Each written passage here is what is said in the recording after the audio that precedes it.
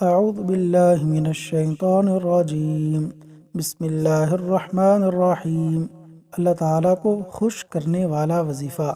رسول اللہ صلی اللہ علیہ وسلم کا فرمان ہے، جو شخص شام کے وقت یہ دعا پڑھے، اللہ پر حق ہے کہ وہ اسے خوش کر دے، اور وہ دعا یہ ہے: رضیت باللہ ربا، رضیت باللہ ربا وبالاسلام دینا، وبالاسلام دینا وبمحمد نبیا، وبمحمد نبیا۔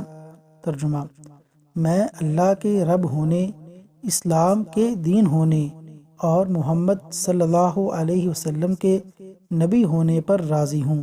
سنن ترمذی، حدیث نمبر 3389۔ اللہ تعالیٰ عمل کی توفیق عطا فرمائے۔